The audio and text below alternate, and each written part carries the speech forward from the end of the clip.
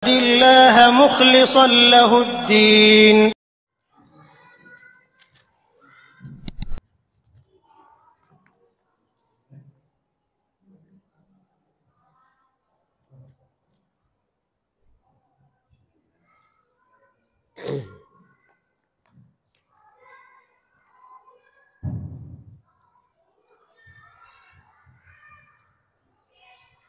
Bismillahirrahmanirrahim.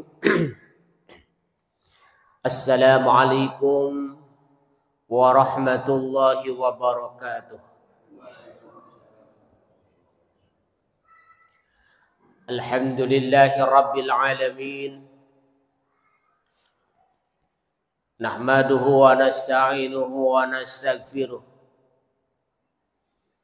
Wa na'udzu billahi min sururi anfusina wa min sayyiati a'malina.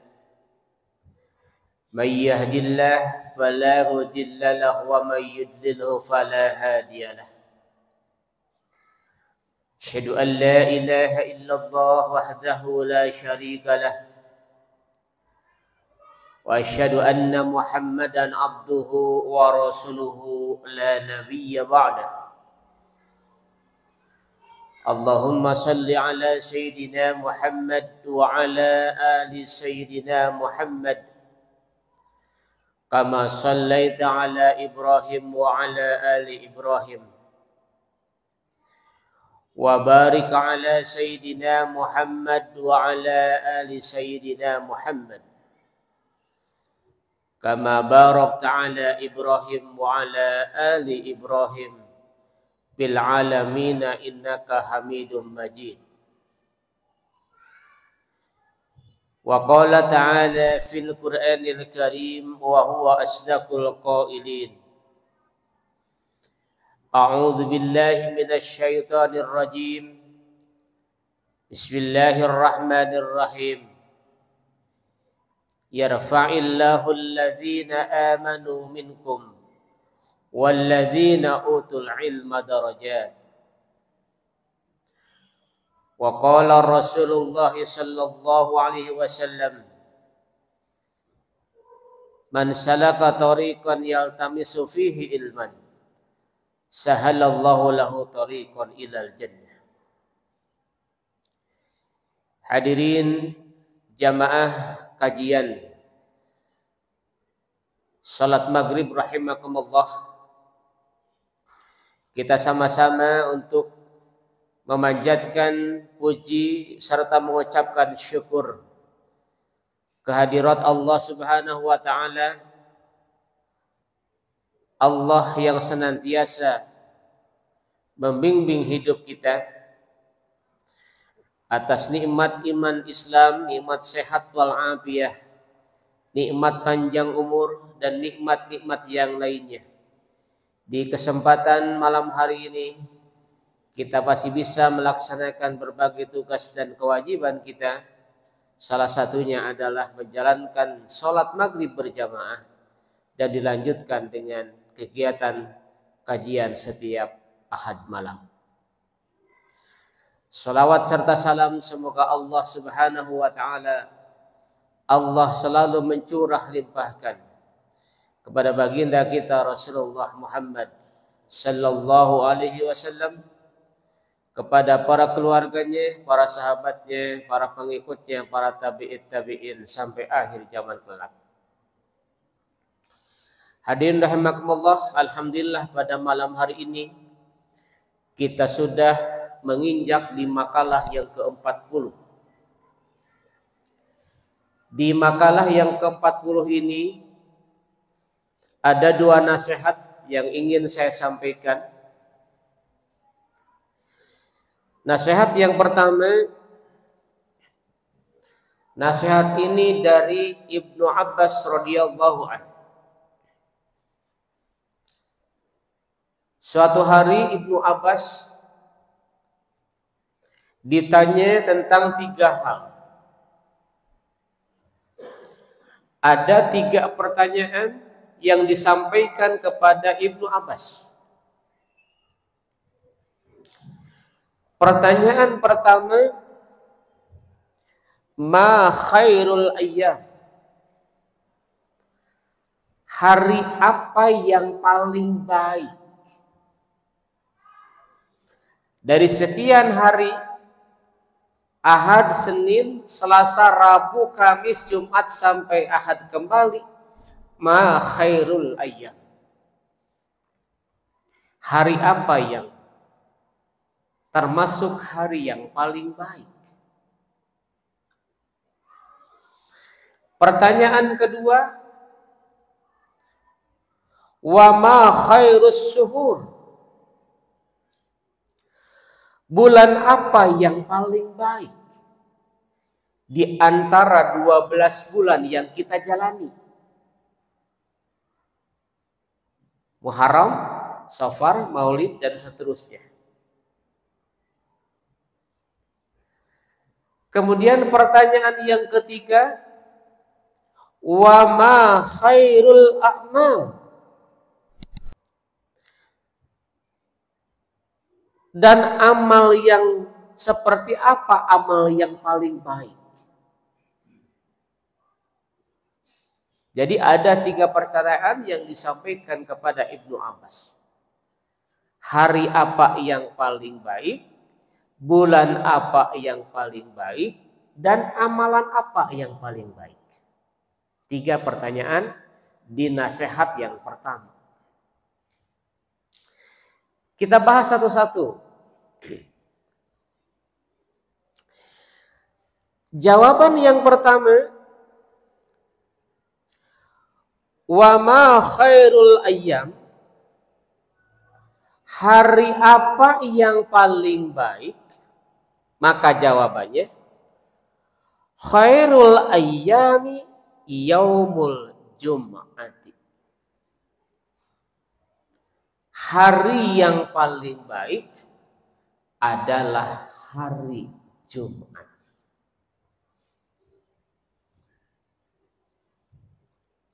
Hadirin rahimakumullah, di masjid-masjid tertentu sebelum khatib naik mimbar biasanya ada muraqi. Ya. Ada muraqi yang menyambut sebelum khatib naik mimbar.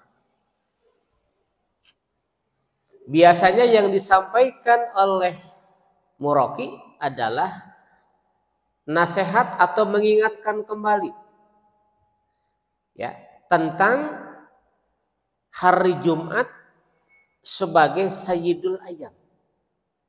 Contoh, ya ayyuhal hadirun inna yaumal jum'ati sayyidul ayyam wa idul fuqara'i wa idul masakin al-khutbatani fiha maqama rak'atai minad duhur, dan seterusnya. Ada di masjid-masjid tertentu itu disampaikan, mengingatkan inna yaumal jum'ati sayyidul ayyam, sesungguhnya hari Jumat adalah rajanya hari.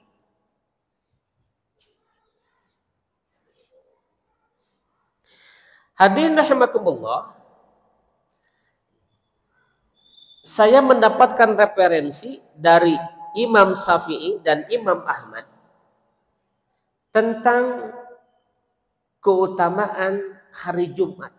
Kenapa hari Jumat disebut dengan Sayyidul Ayyam? Kenapa hari Jumat merupakan hari terbaik dan itu rajanya hari? Dalam keterangan disampaikan oleh Imam Syafi'i dan Imam Ahmad, beliau mengatakan, Sayyidul ayyami indallahi yaumul jum'ati. Rajanya hari di sisi Allah adalah hari Jumat. Kenapa hari Jumat rajanya hari? Kenapa hari Jumat Sayyidul Ayyam? Dari 1 minggu itu, dalam keterangan yang disampaikan oleh Imam Syafi'i dan Imam Ahmad, bahwa hari Jumat adalah a'dhamu min yaumin nahri, lebih utama dari hari raya Idul Adha, wa yaumil fitri, dan lebih utama daripada hari raya Idul Fitri. Bahkan di dalam keterangan ini dijelaskan wa huwa wa fihi khamsu hisalin. Kenapa hari Jumat adalah rajanya hari?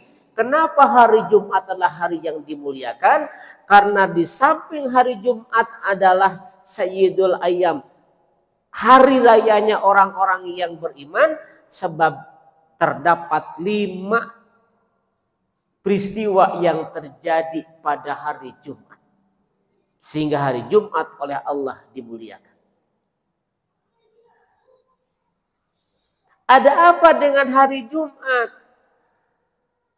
Dalam keterangan ini dijelaskan, pertama, hari Jumat itu adalah fihi khalaqallahu Adama alaihi salam. Hari Jumat dimuliakan oleh Allah karena hari Jumat hari lahirnya Nabi Adam alaihi salam. Kapan Nabi Adam lahir? Dalam beberapa referensi bahwa Nabi Adam lahir sekitar 5.000 atau 6.000 tahun yang lalu. Tepatnya hari Jumat. Jadi lamun bapak-bapak anu lahirna poe Jumaah sami sareng kelahiran Nabi Adam alaihi salam. Itu sebagai pembuktian bahwa kenapa hari Jumat dimuliakan, karena salah satunya adalah hari kelahirannya Nabi Adam alaihi salam.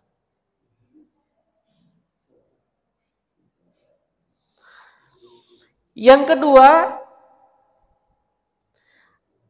ada apa dengan hari Jumat? Kenapa disebut Sayyidul Ayyam? Wa fihi ukhbito minal jannati ilal ardi.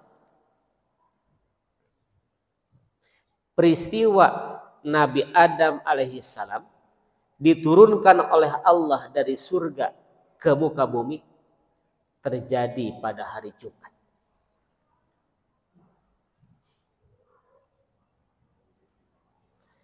Hadirin rahimakumullah,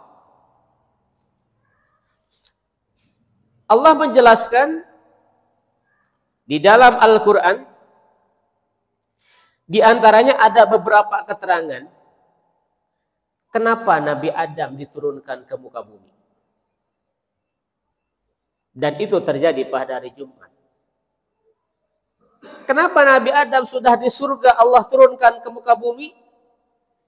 Karena ada 4 hal yang pernah dilakukan oleh Nabi Adam alaihissalam.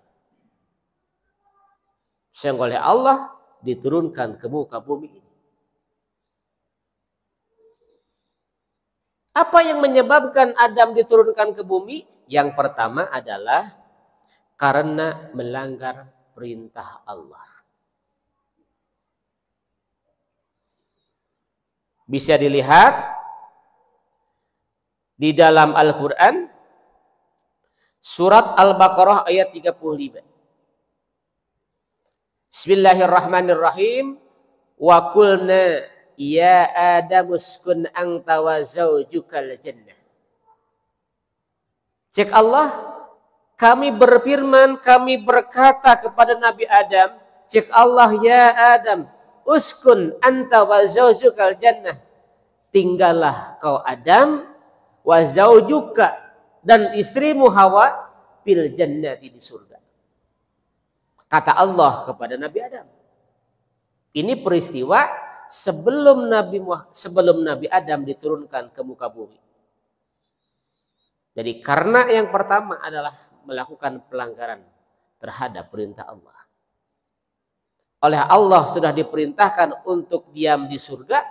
Bahkan kata Allah, wa kula minha ragadan haitsu syi'tum, silahkan kau nikmati makanan-makanan yang ada di surga. Haitsu syi'tuma, semaumu. Nikmati kenikmatan surga, nikmati keindahan surga. Makan seluruh makanan yang ada di surga. Kata Allah kepada Nabi Adam dengan Siti Hawa ketika dia sudah ada di surga. Tapi kata Allah, wala taqraba hadhihi syajarah. Punten Adam, yang lain boleh kau makan, tapi jangan kau dekati, jangan kau makan satu buah yang di dalam istilah para ulama disebut buah khaldi. Jangan kau dekati pohon ini, yang lain boleh kau makan.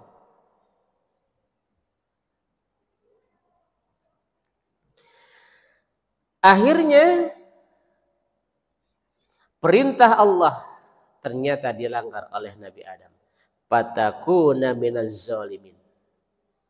Adam dan Hawa termasuk yang melanggar perintah Allah, memakan buah yang dilarang oleh Allah, dan akhirnya dia termasuk orang-orang yang zalim. Pertama, itu kenapa Nabi Adam alasannya diturunkan ke muka bumi. Yang kedua, karena tergoda oleh iblis, kalah oleh iblis. Ya, bahkan ketika sujud pun iblis tidak mau. Ketika diperintahkan oleh Allah sujud kepada Adam, aba wastakbara wa kana minal kafirin. Ketika disuruh sujud kepada Adam, apa yang dikatakan iblis? Saya terbuat dari api, sementara Adam terbuat dari tanah. Muliaan mana? Api dengan tanah. Ya, sampai dia berjanji, daripada saya harus sujud ke Adam, berikan saya kesempatan, saya berani dilaknat seumur hidup sampai kiamat terjadi. Yang penting banyak teman nanti di neraka. Itu adalah ikrar dari iblis. Laknatullah. Adam kalah oleh tipu dayanya iblis. Akhirnya diturunkan ke muka bumi. Kemudian yang ketiga, itu merupakan ujian Allah. Dan Nabi Adam tidak lolos mendapatkan ujian Allah. Ketika diuji oleh Allah, Nabi Adam tidak lolos. Diuji dengan godaan iblis, ternyata tidak lolos. Akhirnya diturunkan ke muka bumi. Dan yang keempat, ketika Adam diturunkan ke muka bumi, Allah sudah mengatakan dalam Al-Quran, inni ja'ilun fil ardi khalifah. Aku akan jadikan kau Adam sebagai khalifah, wakil Allah di muka bumi. Kembali, ya. Jadi ada 5 kemuliaan. Sayyidul Ayyam, hari Jumat merupakan rajanya hari. Pertama, dilahirkannya Nabi Adam. Yang kedua, diturunkannya Nabi Adam dari surga. Yang ketiga, wa fihi tuwaffiya. Wafatnya Nabi Adam pun pada hari Jumat. Lahir pada hari Jumat, wafatnya pada hari Jumat. Dalam beberapa keterangan, usia Nabi Adam itu ada yang mengatakan 930 tahun. Ada yang mengatakan usia Nabi Adam itu 1000 tahun. Wafatnya pada hari Jumat. Kemudian yang keempat, hari Jumat itu dimuliakan oleh Allah dan merupakan rajanya hari. Wa fihi sa'atun, pada hari Jumat terjadinya hari kiamat. La yas'alullahu fiha wa fihi sa'atun la yas'alul abdu fiha Allah syai'an illa atahu iyah. Yang keempat, Saya koreksi. Yang keempat adalah hari Jumat itu saatun la yas'alul abdu fiha Allah, saatnya hamba-hamba Allah untuk meminta kepada Allah, untuk berdoa kepada Allah, untuk memperbanyak doa kepada Allah itu pada hari Jumat. Illa a'tahullahu iyah, kecuali Allah akan mengabulkan permintaan hambanya yang berdoa pada hari Jumat. Sehingga hari Jumat disebut hari mustajabatud doa, hari diijabahnya doa.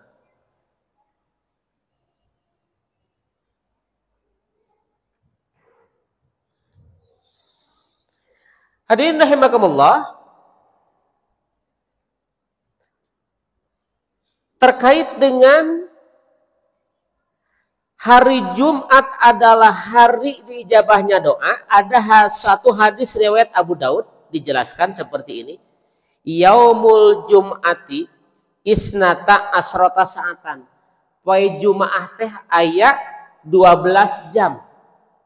Di jam genap nepi ka jam genap. Saur hadis Abu Daud. Hari Jumat itu ada 12 jam. Nah, la yujadu fiha abdun muslimun, tidaklah seorang hamba yang muslim yas'alullaha illa atahu iyah, ketika dia meminta kepada Allah maka paltamisuha akhir saatin ba'dal asri, maka carilah dari 12 jam itu akhir saatin ba'dal asri, akhir-akhir saatnya setelah waktu sholat asar sampai menjelang maghrib. Jadi kalau kata keterangan yang pertama yang disampaikan oleh Imam Syafi'i dan Imam Ahmad, bahwa keutamaan hari Jumat adalah diijabahnya doa, kapan waktunya? Dalam hadis Abu Daud dijelaskan, paltamisuha akhir saatin ba'dal asri, carilah waktu istajabnya doa di akhir-akhir waktu setelah asar sampai menjelang maghrib yang terjadi pada hari Jumat.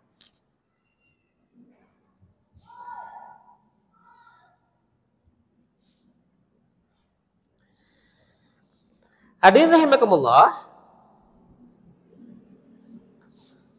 Kemudian yang kelima, alasan kenapa hari Jumat Sayyidul Ayyam adalah wafihi taqumus sa'ah. Dalam beberapa keterangan, hari Jumat itu adalah hari akan terjadinya kiamat. Kiamat kubro akan terjadi pada hari Jumat. Yakinkah kita dengan kiamat? Allah menjelaskan di dalam Al-Quran, wa annas sa'ata atiyatun, dalam surat Al-Hajj ayat 7, sesungguhnya kiamat atiyatun, pasti datang. La raiba fiha, jangan pernah ragu dengan datangnya kiamat.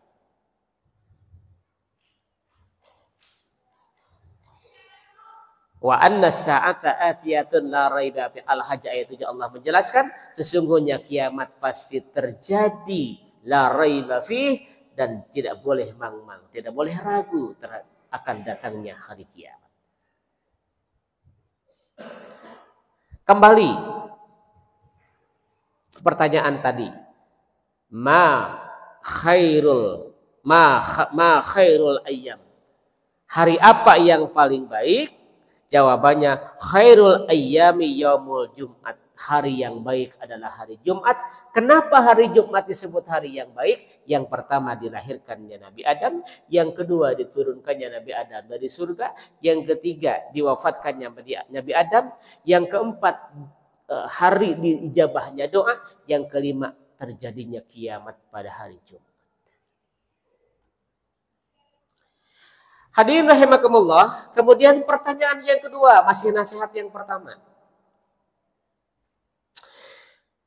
Wa ma khairus suhur. Bulan apa yang paling baik?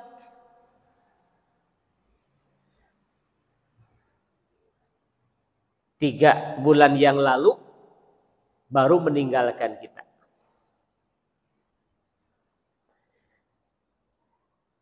Wa khairus suhuri, dan sebaik-baiknya bulan adalah syahrul Ramadan, yaitu bulan Ramadan.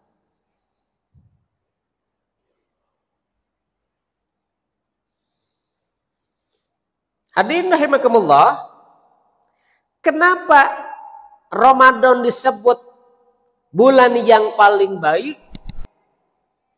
Alasana anu kahiji, Ramadan adalah syahrun adim.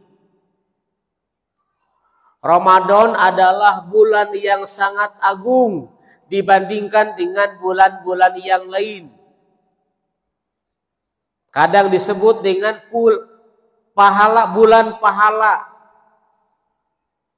Yang kedua, Ramadan disebut bulan yang paling agung atau yang paling baik, syahrun mubarak. Ramadan adalah bulan yang penuh dengan keberkahan. Keberkahan itu kita rasakan dalam banyak hal. Tadi pahalanya dilipat gandakan. Yang sunat menjadi pahalanya dibalas dengan yang wajib dilipat gandakan. Ketika kita sedekah juga dilipat gandakan, membaca Al-Qur'an dilipat gandakan. Berbagai macam keberkahan, ya.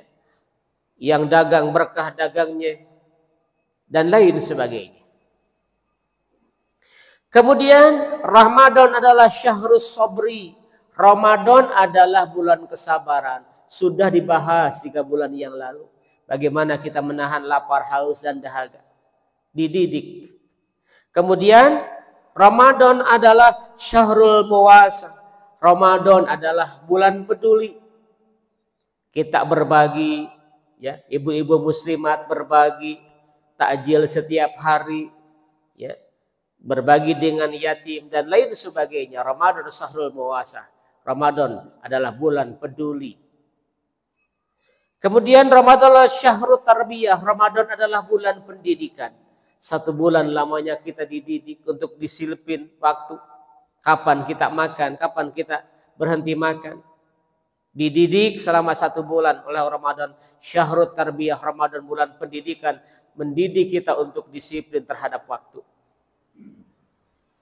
Kemudian Ramadan syahrul Quran. Ramadan adalah diturunkannya Al-Quran. Setiap 17 Ramadan kita memperingati nuzulul Quran. Karena Ramadan adalah termasuk bulan yang baik. Karena di dalamnya juga ada diturunkannya Al-Quranul Karim. Kemudian apalagi? Ramadan syahrun fihi lailatul qadri khairum min alfi syahrin. Ramadan adalah bulan di mana di dalamnya ada malam Lailatul Qadar yang lebih baik daripada 1000 bulan. Kenapa Ramadan disebut bulan yang terbaik? Itulah jawabannya. Kemudian pertanyaan yang ketiga, wa ma khairul a'mal? Amal apa yang paling baik? Wa ma khairul a'mal? Amal apa yang paling baik? Dijelaskan, dijawab oleh Ibnu Abbas, wa khairul a'mali as-salawatul khamsu li waktiha. Amal yang paling baik adalah sholat pada waktunya. Ada yang mengatakan sholat awal waktu. Sehingga dalam satu hadis dijelaskan, ayyu amalin ahabu ilallah. Amal apa yang paling dicintai oleh Allah? As-salatu ala waktiha.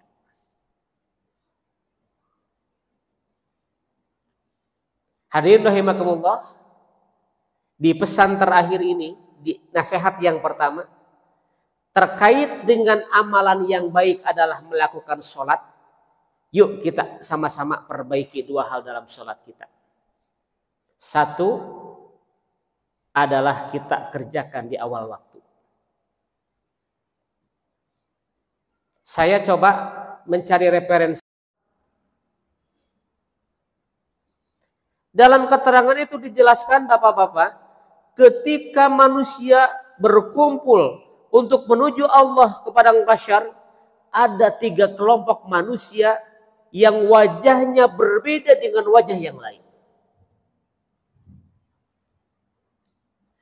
Yang pertama dijelaskan ada yang wujuhuhu kal kawakib. Ada sekelompok manusia ketika dibangkitkan di alam kubur menuju padang mahsyar, mukanya bercahaya seperti bintang suraya.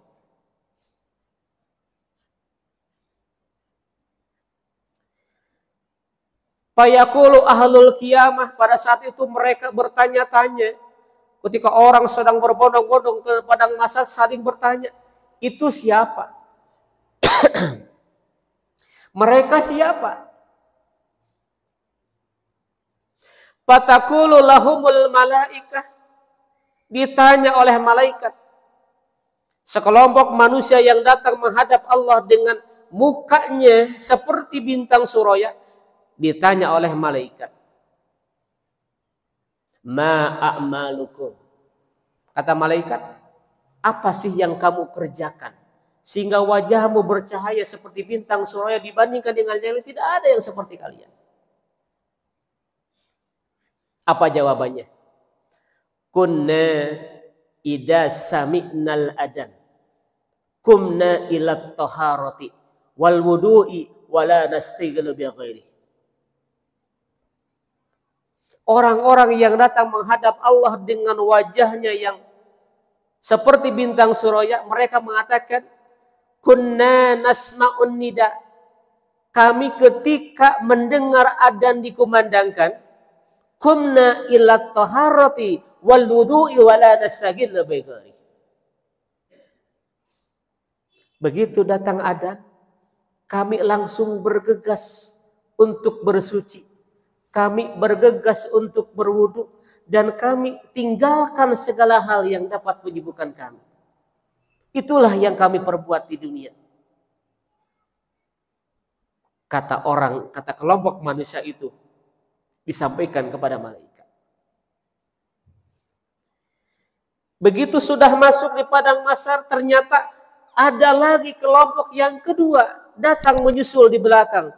Wujuhuhu kal qamari. Ada kelompok manusia yang wajahnya bersinar seperti bulan purnama. Malaikat bertanya lagi.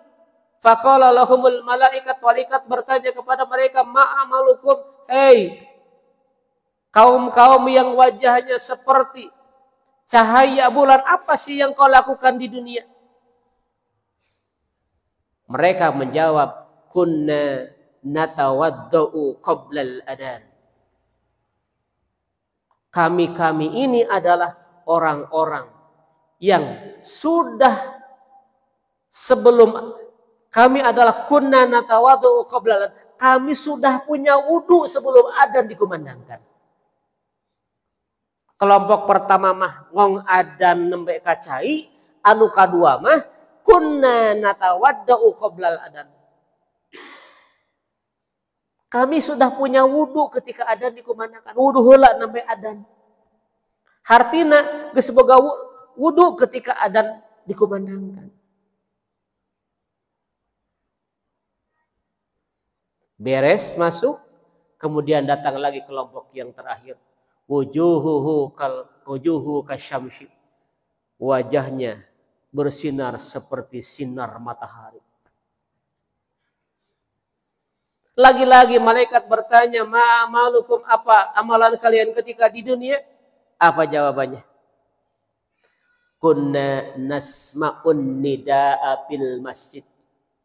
Kami mendengarkan adzan, ketika adzan dikumandangkan, kami sudah ada di dalam masjid.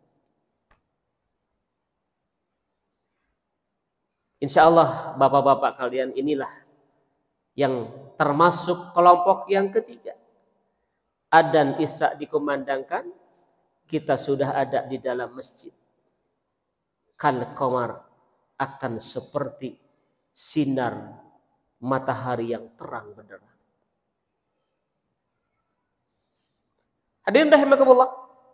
Setelah kita perbaiki waktu, yang kedua perbaiki dengan sholat berjamaah. Suatu hari ibu, bapak-bapak, saya dapat satu keterangan. Ini mudah-mudahan menjadi motivasi buat kita. Dalam keterangan itu dijelaskan, innallaha ya'muru masajidad dunya. Allah itu memerintahkan kepada para malaikat untuk mengumpulkan masjid-masjid yang ada di dunia. Mukhlisina lahuddin, Al-Hikmah, Darussalam, Al-Ikhlas, Al-Mubarak, Al-Muhajirin diperintahkan untuk dikumpulkan pada hari kiamat nanti. Setelah dikumpulkan, fayamurru yaumal qiyamati kal barqil khatib. Bapak-bapak, dalam satu keterangan hadis dijelaskan, ketika kita dibangkitkan di alam kubur menuju Allah, berbagai macam. Ada yang merangkak, bangkit dalam kubur, dia merangkak. Ada yang berjalan kaki, ada yang lari, ada yang berjalannya terbalik, kaki di atas, kepala di bawah. Tapi ada satu kelompok, kata Rasul, kal barqil khatib, ada sekelompok manusia yang ketika melewati Shiratal Mustaqim diibaratkan seperti kilat yang begitu cepat.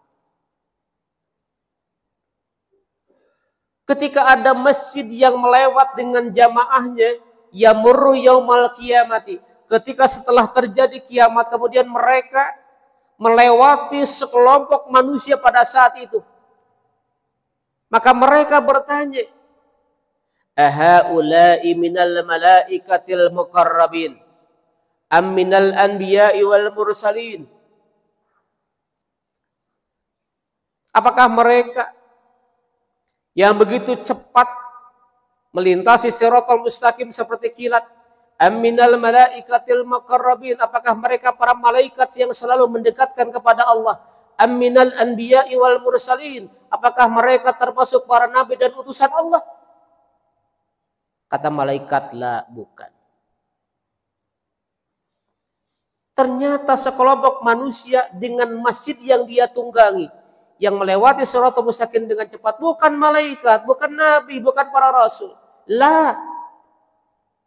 Mereka adalah haula'i min ummati Muhammad. Mereka adalah dari bagian umat Nabi Muhammad, alladzina, mereka adalah orang-orang yang senantiasa al-muhayahfaduna sholawatil khamsi bil jamaah. Ternyata mereka adalah orang-orang yang termasuk dari umat Muhammad, alladzina yahfaduna ala sholawatil khamsi, orang-orang yang senantiasa menjaga sholatnya dengan sholat berjamaah. Oleh sebab itu maka Rasulullah mengatakan dalam hadisnya, man shalla salawatil khamsi ma'al jamaah falahu khamsatu asya. Barang siapa yang menjalankan sholat secara berjamaah, maka dia akan mendapatkan 5 pahala. Hiji tadi itu ya, bakal melewati Shiratal Mustaqim dengan cepat bersama masjid yang dia tunggangi, di masjid yang dia selama ini sholat di dalam masjid itu. Yang kedua, orang yang rajin berjamaah, la yusibuhu fakrun bid dunya, tidak akan pernah kena sifat fakir di dunia. Kita boleh fakir harta, tapi kita jangan fakir terhadap hati kita. Kita harus kaya hati. Orang boleh kaya, orang boleh dia kaya harta, tapi dia juga harus kaya hati. Orang-orang yang rajin berjamaah tidak akan diberikan hatinya sunyi, hatinya senantiasa kaya. Karena Rasul mengatakan laisal ghina an kasratil arad walakinnal ghina ghina nafsi. Orang yang kaya adalah orang yang bukan banyak harta, tapi orang yang kaya adalah orang yang kaya hati. Orang yang kaya harta belum tentu dia kaya hati, tapi orang yang kaya hati insya Allah dia akan kaya harta. Itu akan Allah berikan kepada orang-orang yang senantiasa sholat berjamaah. Yang kedua, dia adalah akan diberikan oleh Allah Subhanahu wa taala, yarfa'ullahu anhu adzabal qabri. Siksa kubur nak bakal diangkat ke Allah. Sing yakin aya siksa kubur, sing yakin aya nikmatna kubur. Naon buktina? Siksa kubur, Rasul pernah melewati sebuah pemakaman, ada orang yang sedang disiksa umatnya, dan itu buktinya adanya siksa kubur. Maka perbanyak doa, Allahumma inni a'udzubika min adzabil qabri wa min adzabinar. Sing yakin ayana nikmat kubur, karena nikmat kubur diantaranya adalah raudatun min riyadil jinan, akan ada taman-taman surga yang indah bagi orang-orang yang iman kepada Allah. Di dalam kuburnya dia diberikan taman yang indah. Apalagi yu'ta kitabahu biyamini, orang-orang yang rajin berjamaah akan diberikan catatan amalnya dengan tangan kanan, dan itu menandakan ciri orang yang menerima amalnya dengan tangan kanan, itulah orang yang akan selamat. Ada ashabus simal, ada ashabul yamin. Ada kelompok kiri, ada kelompok kanan. Kelompok kiri adalah kelompok yang celaka, kelompok yang kanan adalah kelompok yang akan selamat. Orang-orang yang berjamaah oleh Allah diberikan catatan amalnya dengan tangan kanan. Dan yang terakhir, orang-orang yang rajin berjamaah adalah yadkhulunal jannah bila hisabin wala adabin. Orang yang rajin berjamaah insya Allah akan masuk surga tanpa dihisab, tanpa diadab oleh Allah Subhanahu wa taala. Mudah-mudahan pesan 3 ini yang dalam makalah ke-40 mudah-mudahan bisa kita laksanakan, bisa saya laksanakan untuk memperbaiki diri kita. Mudah-mudahan nasihatul ibad ini, nasihat-nasihat baik kita, mudah-mudahan bisa memperbaiki, menjadikan pencerahan untuk kita, untuk senantiasa memperbaiki diri ke arah yang lebih baik. Itu saja yang dapat saya sampaikan. Mudah-mudahan ada hikmah manfaatnya. Terima kasih atas perhatiannya. Rabbana atina fid dunya hasanah wa fil akhirati hasanah wa qina adzabannar. Subhana rabbika rabbil izzati amma yasifun. Salamun alal mursalin walhamdulillahi rabbil alamin. Billahi taufiq wal hidayah. Assalamualaikum warahmatullahi wabarakatuh.